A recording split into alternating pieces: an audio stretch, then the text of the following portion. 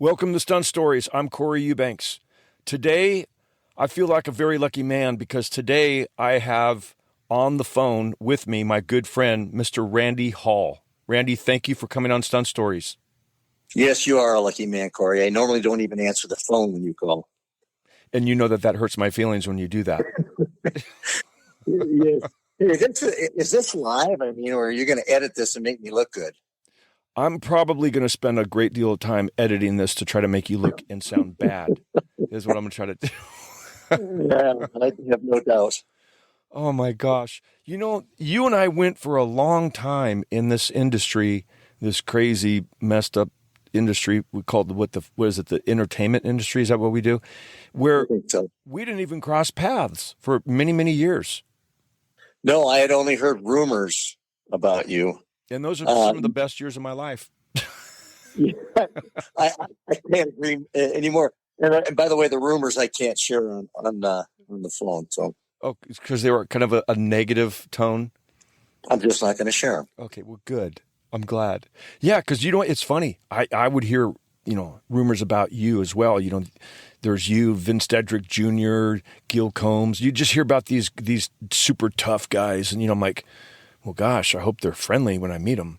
And you were. I was surprised. I thought you were going to be like a jerk, and I'm like, this is a really nice man. Thank God. No, it's funny because you and I hit it off well right off the bat, and I can't think of his name. Your buddy that you did Dukes with for years, who passed away a few years ago. Alan Wyatt Jr.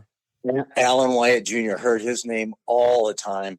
I finally got to meet him, and he and I never laughed so hard. We had so much fun. And every time he'd see me, he'd say, God, we should have got together earlier in this business. Yeah. He was a kick in the pants, man. That guy was amazing. Oh, my gosh. Now, back in the day, you were doing a lot of martial arts stuff, right? I mean, doubling Jean-Claude Van Damme. Yeah, I did. That's kind of my background. I got a black belt when I was 15. I had my own school when I was 17. I was really into it, and then I came to LA and where'd you come from? From Iowa. Huh. Yeah. Hey, not that there's anything wrong with Iowa. I love Iowa. Absolutely love it. Yeah, there's Des Moines. I've been to Des Moines. Yeah, my brother was in Des Moines and my niece. But I was on the other. It was over in Dubuque on the very east side. Randy, how did you even know that you wanted to be a stuntman? Probably like everybody else, I think. It's just something. When I was a kid, when I first heard of a stuntman and saw what they did, it was like, yeah, that's what I want to do. So, and other than martial arts, what other background did you have? Made you qualified? Well, I guess that's really was, my biggest talent at the time. And when I came out to Los Angeles, and of course, we were at Indian Dunes every weekend riding, and that eventually turned into up at the mountains with Gene LaBelle every weekend riding, and so we were doing a lot of motorcycle stuff, and like everybody else, we, did the car stuff, rent the cars, and learn to slide them, and all that kind of stuff. I don't know what they're doing nowadays. I guess there's a lot of driving classes and whatnot, and they're fun. I've been to a couple of them. But you did the same thing. You went out and you just did it. You just learned. I remember there was this location out in Westlake that they started to build these homes, like 500 homes. And the developers, I think, ran out of money because they put in all of the plumbing, the sewer lines, and they paved the roads.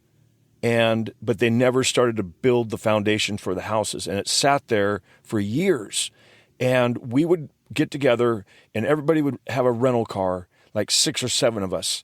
And you would show up and I would drive my rental car for a while, sliding corners and doing reverse 180s. And then, hey, Randy, what do you got? Okay, let me jump in theirs.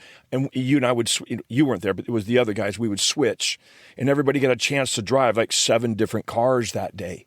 and sliding corners and just practicing, because that's what it's all about. Repetition's the mother of all skill. You got to do it over and over and over, and that was one of the greatest opportunities, was doing that.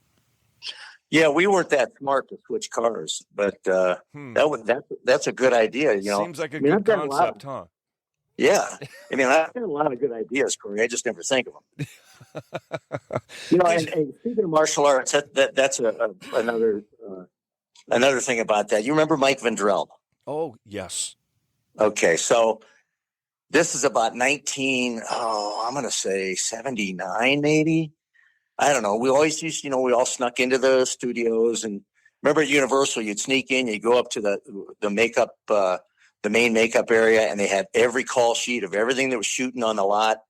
And you write down, Brass Monkeys in the back lot, BJ and the Bear is here, whatever. Well, I went down there specifically because I did martial arts, and I'd heard about Mike Vendrell. He was a great kung fu guy, and he was doubling Gil Gerard on what was that? Buck Rogers in the 21st Century. Oh yeah, yeah. And so I went down to meet Mike, and they were doing some kind of a futuristic Olympic event, and the entire soundstage was set up like, it was like a futuristic event with all this stuff. And in the very center was a wrestling mat with this guy with big bushy red hair, a pink gi, and a red and white belt. And he is throwing some guy upside down, and you name. He's just throwing this guy around like nothing. And so I finally get to meet Mike Vendrell, and we're talking, and I said, "Hey, who's that out there?" And he says, "You don't know Gene LaBelle?" I said, "No," because Gene was in the judo world and I was in the karate world, And I said, "No, I've never met him." He says, "Well, that's the greatest martial artist in the world." And Gene was 48 years old at the time. He's 89 now, by the way. Is he really? Oh yeah, my gosh, 89. I called him on Thanksgiving, and we chatted. But anyway, he says, "Yeah, he's the greatest martial artist in the world." And at 48, Gene had a little bit of a belly on him, and I was looking at him thinking, "That's the greatest martial artist in the world." The guy with the pink gi. Yeah, with the pink gi. He's throwing this guy around. But in my world, martial arts was kicking and punching and all this. And I could, at the time, I had a great jumping ability. I could jump and kick the net on a basketball hoop. So I'm looking at this guy going, he can't be the greatest guy in the world. Well, he says, Mike Vendrell says, well, he teaches down at LA City College every Monday night. Go down and meet him. So I did. I went first Monday that came around. I went down there and I walked into the wrestling room, and there's Master LaBelle. And I introduced myself. And, Gene was always very discouraging of people trying to break into stunts because he knew how hard the stunt business was. And he never wanted to paint a rosy picture, So he says, yeah, kid, go change over there. And there's a little room off, in the wrestling room. You can go in and change. It's like a closet, And I had a karate gi. I didn't even have a judo gi. So I went in there and Randy, what's the difference between a karate gi and a judo gi? Well, the judo gis are a lot thicker because you're going to be choking the hell out of each other and throwing. And the karate gis, you can. They're tough. They're like a canvasy type material, but you can rip them. Oh, okay. Whereas, with a judo gi, they last quite a long time. So anyway, he puts me in there with Frank Tom, who was not a very big guy, and he had this long hair. He was like Asian and Indian or something, but he did stunt work. But he mostly worked with big animals, big cats, and that kind of stuff. And he puts me with this guy. He's a black belt in judo, and he's throwing me around pretty good because I don't know anything about judo. And finally, I jumped up. I did a flying leg scissors on him, and Gene was walking by when I did. He goes, "Oh!" His Gene loved. And he kind of showed me stuff. So anyway, Frank Tom has his way. He beats the hell out of me, and then Gene says, "Come here, kid," and I was sitting against the wall because I was so dizzy from working out, all the grappling. And he gets me out in the middle of the mat, and he said, "Listen, the first thing you need to know when you come in here is you never take your eyes off your opponent. You got me?" I said, "Yes, Sensei." and he points over to somebody in the corner and says, "That guy does it all the time." And when I turned my head to look, the next thing I knew, he took this catcher's mitt size hand and whacks me in the head, and I see stars. I'm going, and he's in my face with his finger. "What did I just tell you? You don't listen to me." And I go, "No, yes, sensei, yes, sensei." Well, I was hooked. I was there every Monday after that. And he beat the hell out of me all the time. But I got to tell you, like, you talk about some of the best times of your life. It's when you're training, you're meeting all the other guys that are training. And, like, then I get to know guys like Gene, and I'm at judo every Monday. I'm at his cabin every weekend riding motorcycles with all these other stunt guys.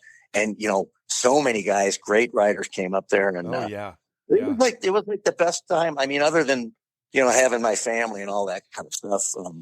Hey, Randy, it was the best time of my life. What was this? There was a stunt that you did. You're so kind of nonchalant about it. I saw a photo of it. You were, forgive me, you were doubling Jean-Claude Van Damme. You were either jumping a motorcycle onto a car or getting hit by a car. Does that ring a bell? It rang my bell. That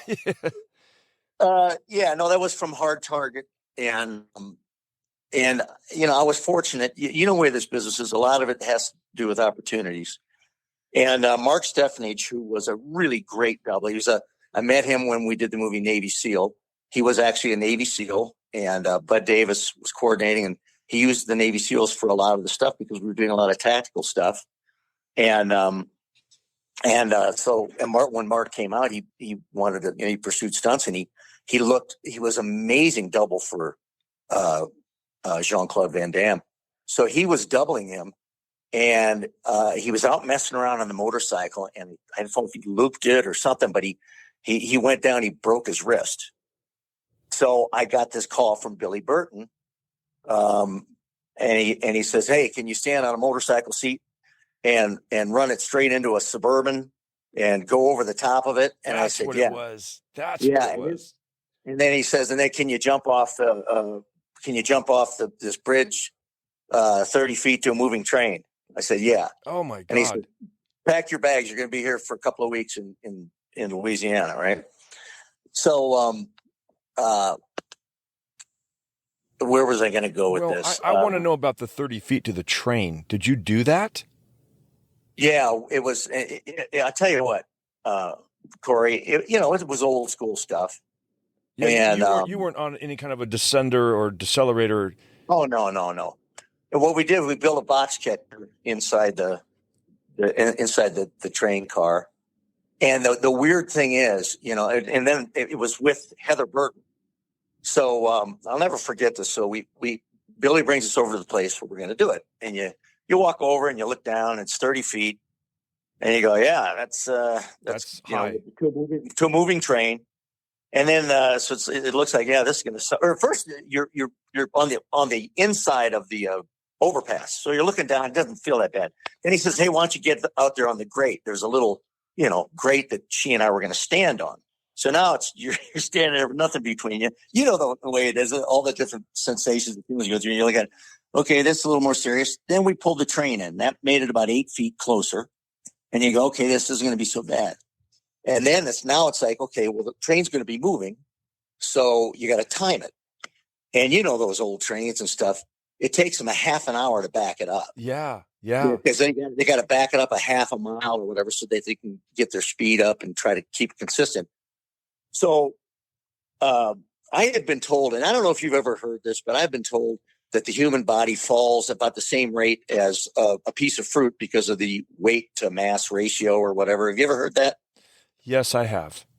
Okay, so I didn't know how else to time it, so I went and got some oranges or lemons or something from Crafty, and they bring this train through, and I'm counting, because I know how many cars back it is, and counting, and I get to the. Randy, can I just interject one thing? I was just curious. Why didn't you get like a sandbag? Why did you have to go raid the craft service table and get fruit? Were you hungry? I mean, I would have thought you would have got like a sandbag, like that was closer to your weight. Tie them together. Too heavy. I can't lift that kind of stuff. Okay, that makes sense. Okay, go on. Anyway, so we do the timer, and it lands right in the center of the thing. Great. let's do another timer. They wait another half hour. They back it up. They bring the thing through, throw it, boom, right in the center. Great, perfect. Now, Heather Burton and I are going to jump together, and we're going to be holding hands. So it's one of those things where you go, Heather, you can't stick your arms out because you'll hit the sides and break your arms because, there's two of you. Because they're only, I don't know how wide they are, but they're not super wide. And I said, Heather, only one of us can count it. I'd like to count it. Do you trust me? And she said, yeah. I said, because listen, when we go, if one of us balks, we could be dead. We've got to go. And she said, I trust you. So I said, okay. And Heather Burton, she's double tough, great stunt girl. Yes. And yes. Wouldn't want to do it with too many other girls, But so we get there the next day. We're going to do this the next day. They bring the railroad cart through. I'm counting. I toss the thing. It almost goes in between the two cars. I'm like, holy crap. What the hell? What's changed? I had no idea. And this was something, because Richard Epper was there. And Richard was great. And he said, the one thing we didn't have was a radar gun. Because those trains, all I can imagine is it's one, those old speedometers that tick up and down and tick up and then finally kind of settle on a speed. Yeah. That's what's running through my mind while I'm up there on the bridge. But so he backs it up, he comes through again. I toss the lemon or whatever. It hits dead center. I go, okay, let's go for it. And we have to do it twice because John Woo wants to shoot it from the top and he wants to shoot it from the bottom. So, those gags, Corey, you hate when I got to do this twice. This sucks. If you could just do it once and go home, it's a great day. Exactly. Well, anyway, we did it. We did it both times. It went perfect. And, we were both very happy and relieved. But anyway, it was just, it's a mind work because we had to jump before you saw your catcher, right? Oh, nerve-wracking. Because of the speed of the train, you've got to jump out there and then the catcher catches up to you and you land in it. So it's kind of, it kind of warps your mind. Did you have any conversation with the engineer? Was it the same engineer both days? I mean, did you talk to this guy? I have no idea. Wow. I had to do a near miss with a train on a BMW film that Tony Scott was shooting and it was coming across the desert. And I had to, go right in front of it, and trains going across the desert, kind of like looking at an airplane in the sky. It doesn't even look like it's moving until as you get closer and you're like, holy shit, that thing's really hauling ass, and you got to speed up. And I was way off. So were you there when Gil Combs did that pipe ramp? Yes. I saw when I saw that pipe ramp, when I saw that video, I said, there was nobody in that car. Yeah, unfortunately. Because it just went up, stalled out, and dropped straight down on the roof. Oh, my God. Yeah. It's no wonder he survived it. Yeah, he was out cold, just snoring. When oh, boy. Yeah, Troy Gilbert and I were the two first guys to get to him, and he was just out. I think, didn't that wreck kind of retired him, didn't it? I think that had a lot to do with it, because he knew. Yeah, he had a lot of concussions. He did a lot of gnarly pipe ramps and stuff. And he's done some big vehicular stunts that's rung his bell a few times. But I had Gil on my podcast show just a few episodes ago, and just you wouldn't know. I mean, there's nothing wrong. He's very coherent and talks and very witty and just great memory. Sure. It's just I keep the whole time wondering, like, well, what's Randy's excuse? How come Randy can't remember anything from your career, your 40-some-year career, the big feature films that you've done, and all you want to do is talk about everyone else, Gene LaBelle and all these other guys? What about the great things that Randy Hall has done? They're the guys that, they're the guys that you look up to and they shape you and all that kind of stuff. I'll tell you, okay, the motorcycle gag that we did right before, we did that gag and then we run up the thing, we jump on the train, right?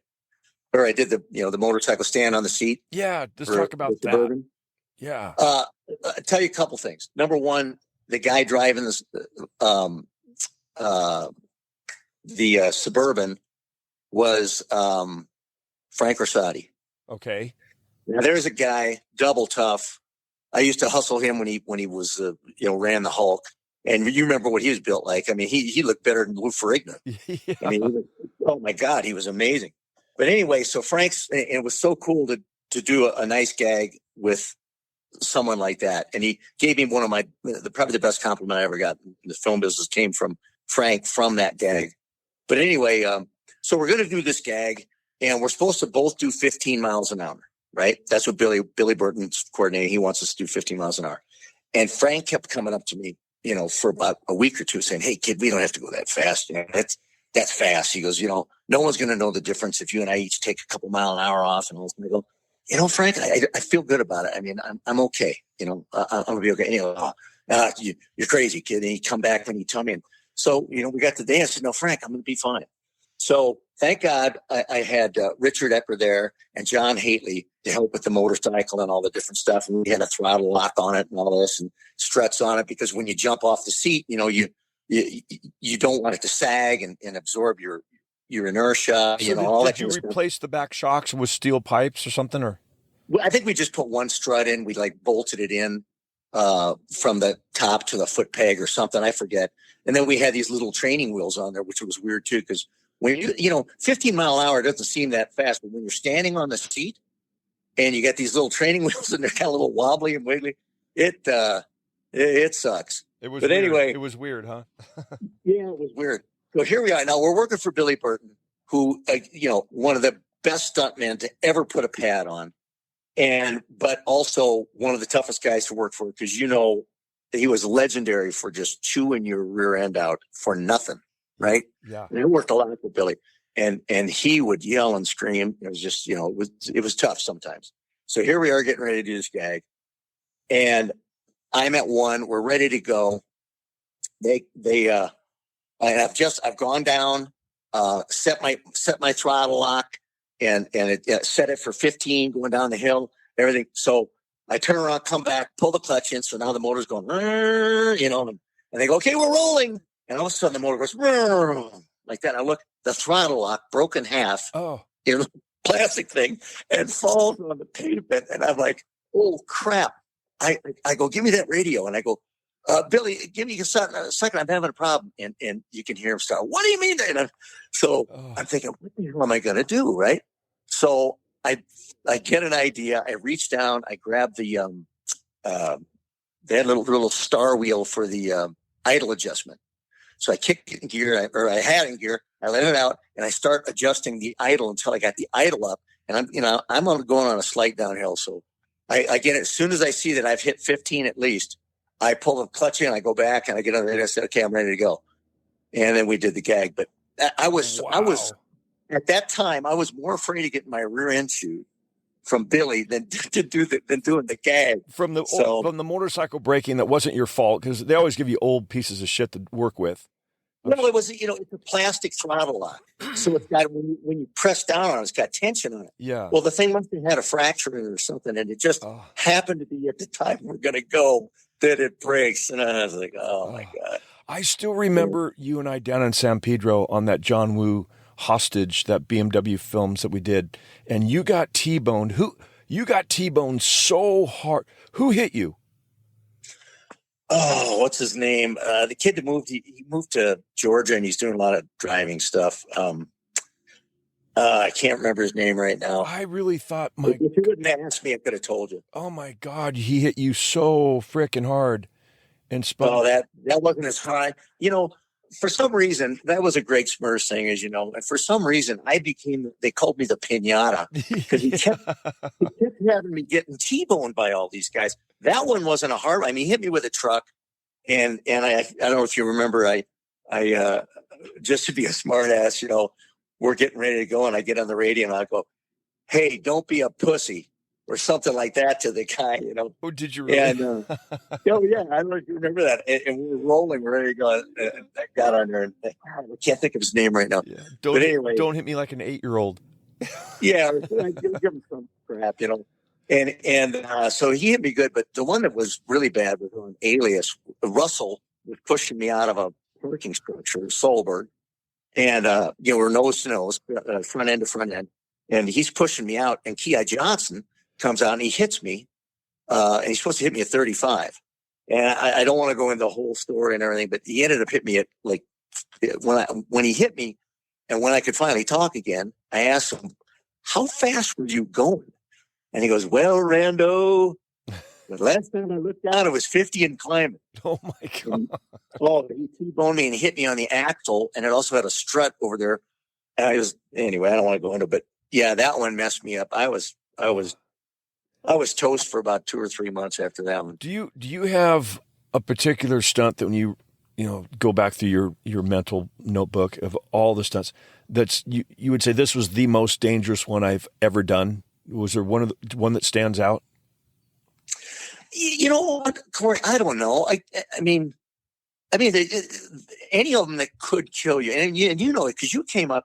I happened to catch the tail end of what I think was the real stunt time in the film business before everything was done on, before you could remove handles with CG and before you could, everybody was on wires. And I'm not saying it's a bad thing. It's a good thing because and I know about every year and a half, somebody died doing a high fall. Yeah. Didn't it seem like that was like every year and a half, somebody died. And since the cables have come out and more people are doing decelerators and descenders, I don't think we've lost anybody from that. And it will happen one day. And I just hope people keep in mind that they've had such a great safety record. Yeah. You know what I mean? But there's been plenty of times. The ones that really suck are the ones that there's nothing you can do about it. Like I was working for Jeff Cadiente on the thing that they had this big giant door that I'm a sentry in front of.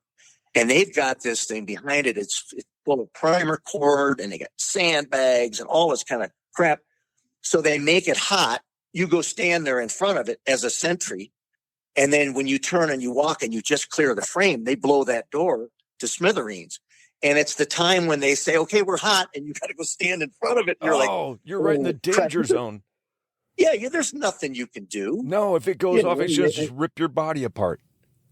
Those are the kind of gags where you just go, if the timing is up to you and you've got a say in it and whatnot, you feel like you're in control. Yeah. It's those ones where you don't feel like you have any control at all. You know what I'm talking about.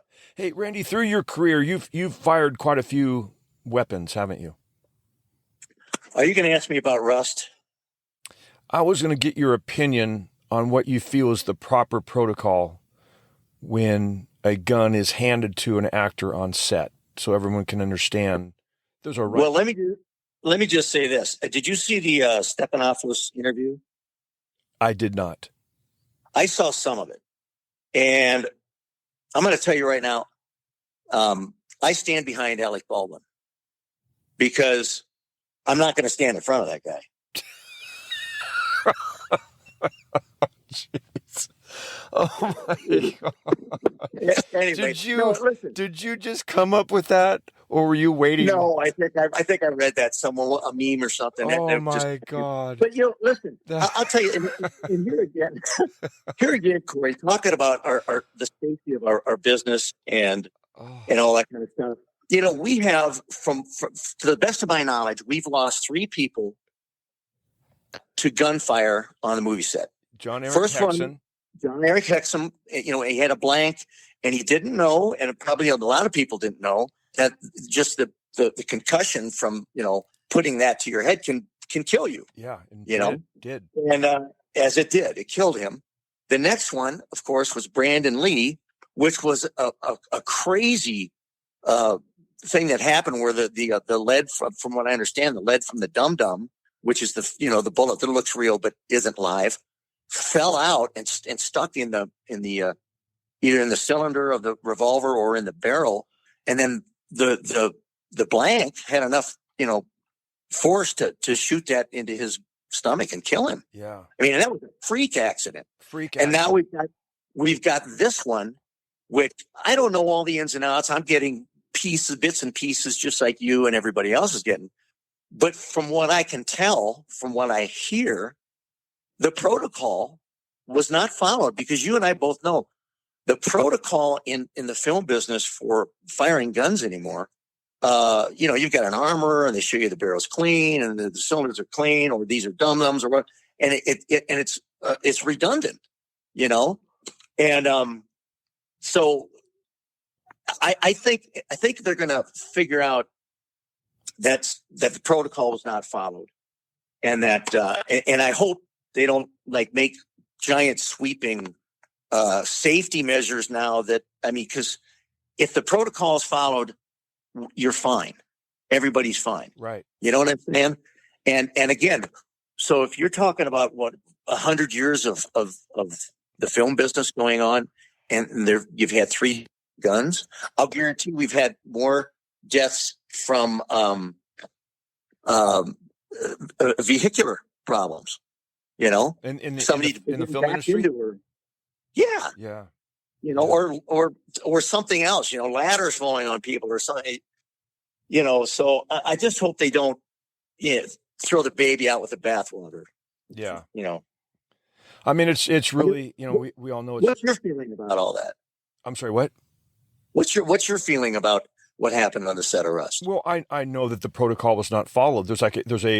There's a methodology, and if you follow it, if there's a way that you do something, and if you every time you do it that way, you get the same result, why would you change it? You know, and it's always been with me that an armor is going to approach, and the first AD is there, and he shows the first AD, this gun is empty, and he shows him, and he looks down in the chamber, you know, it shows him this gun's empty. Then he shows it to me, and I say, yeah. So now there's 3 people standing together, all 3 confirming, yes, that's it's a cold gun. And then, okay, and here's the blanks. I'm going to look, here's the blanks, whether it's going to be in a magazine or you're going to put in a revolver, and everyone witnesses that. Yeah. And you know, then you hear, I've heard some people say, including, what's his name? I just mentioned that I'd never stand in front of Alec Baldwin. Alec Baldwin. I've never pointed a gun at anybody in a movie and never shot. I mean, how many times have you had guns pointed at you and shot at you in the movie business, Corey? Yes. Hundreds and hundreds and hundreds.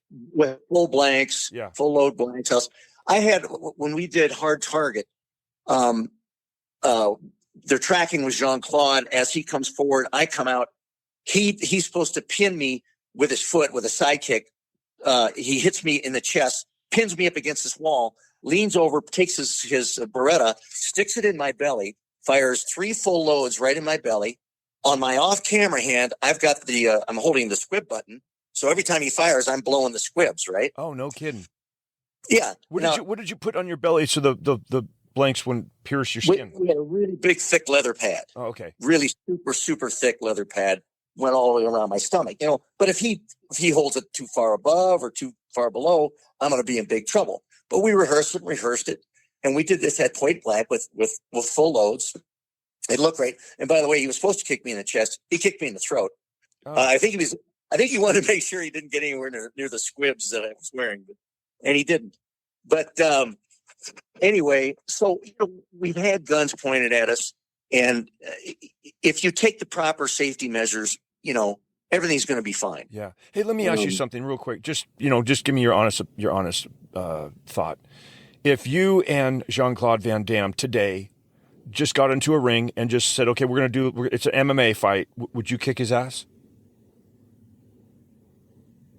I think you said, would you kick his butt? Could you kick his butt?